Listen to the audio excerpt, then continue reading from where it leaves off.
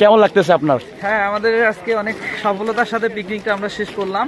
করি নাই এখনো, তবে আমরা না কি কি দেখলেন? প্রযুক্তি বিশ্ববিদ্যালয়ে অবস্থান করতেছি।